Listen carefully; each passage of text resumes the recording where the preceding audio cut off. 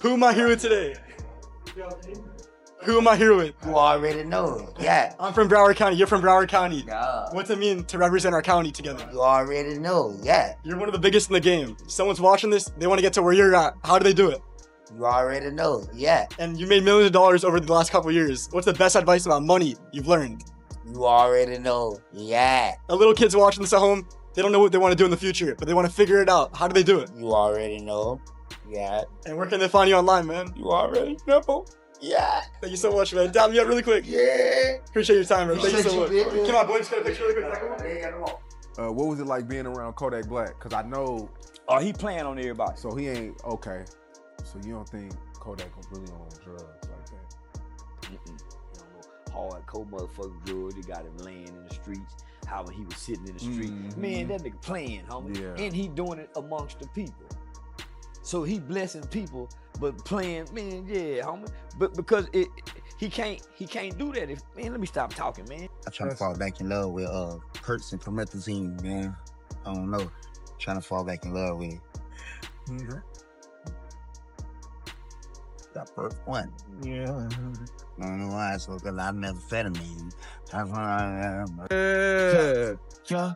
If they open and see what's in there, if folks gon' give me the show. Heavyweight, what's up, man? Stiff and honey, my G-Day, babe. Come on with that cat, you ain't busting the grape. Wait.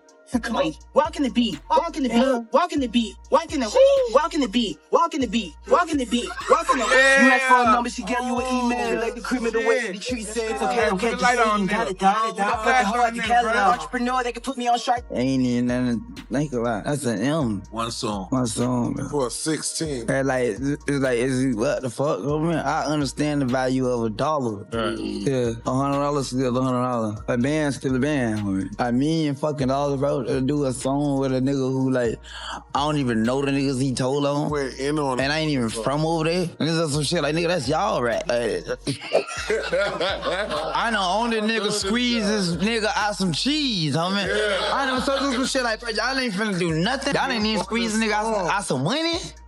Oh my God, are you serious right now? That's exactly what it felt like inside that Pizza Hut.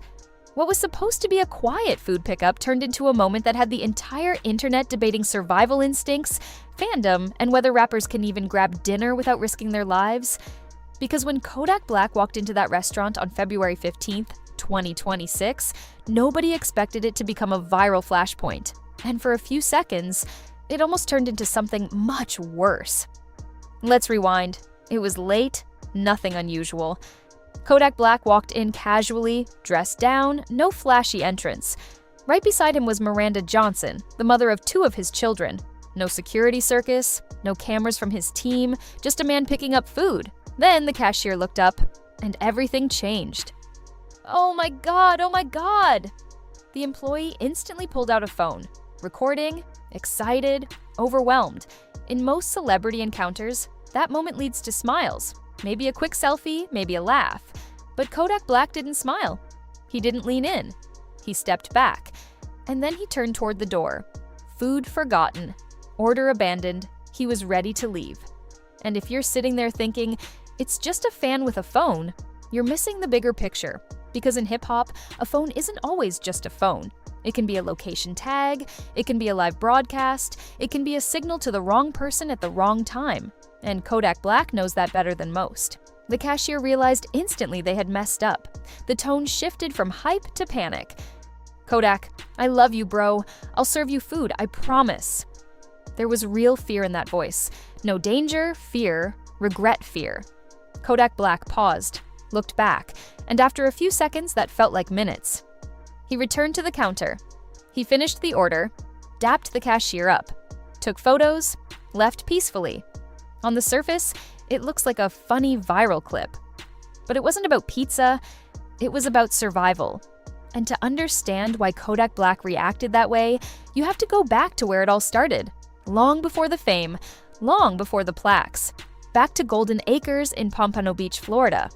Kodak Black was born Deucen Octave on June 11, 1997, raised by a Haitian immigrant mother in public housing. His father wasn't around. Money was tight. The streets weren't forgiving. He said before that growing up, it felt like there were only 2 options, hustle or rap. That's it.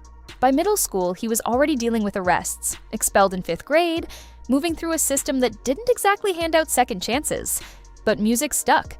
He joined local rap groups, recorded wherever he could, studied dictionaries to sharpen his vocabulary, and eventually, that hunger paid off. No Flockin' went viral. Drake gave him a cosign. Mixtapes exploded online. Then came albums like Painting Pictures and Dying to Live. The kid from Golden Acres became a chart-topping star, but fame didn't erase the chaos. If anything, it amplified it. Between 2015 and 2019, Kodak Black's name was in headlines for arrest after arrest, robbery charges, weapons cases, probation violations.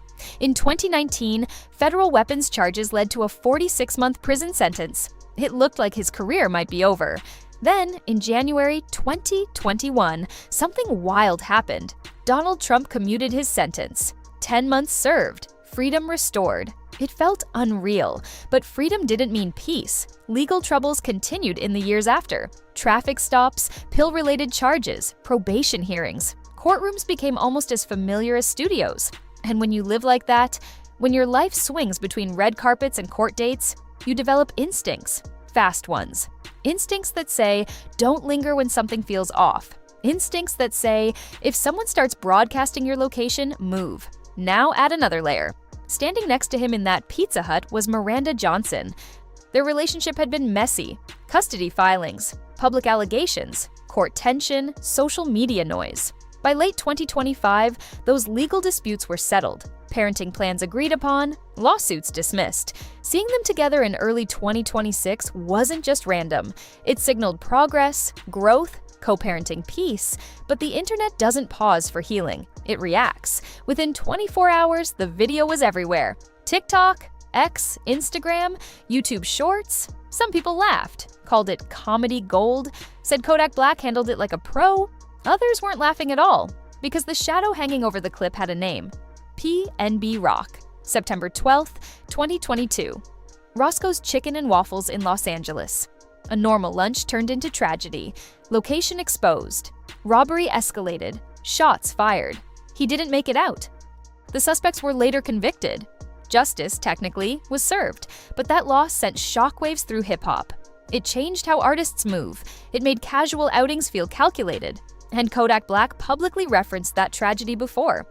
In 2022, he confronted a fan filming near his car, questioning why people record after what just happened. So when that Pizza Hut phone came out, he wasn't seeing excitement. He was seeing risk. And yet, he came back. That's the part people overlook. If he were ruled by paranoia, he would have walked out and never looked back. Instead, he read the situation, saw regret, chose calm, finished the order. That balance matters. 2 days later, Kodak Black addressed the noise online, talked about spending Valentine's Day getting gifts for his kids, being out with the mother of his children, living normal life. He made it clear. He's a father first. And that might be the real story here. Not fear, not fandom, but boundaries. In 2026, celebrity culture isn't what it used to be. Fans don't just listen to artists anymore.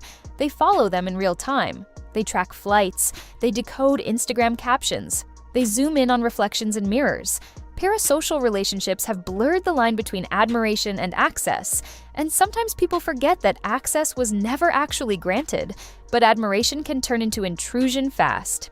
Hip-hop has lost too many artists to pretend that this is just harmless excitement. Pop Smoke, Draco the Ruler, names that still sting, names that remind everyone in the culture that being visible can come with consequences. In an era where a live video can broadcast your exact location in seconds, even a casual food stop can feel like a calculated risk. So, was the cashier wrong? Not maliciously, not intentionally, just caught up in the moment, overwhelmed, starstruck. But intent doesn't erase impact.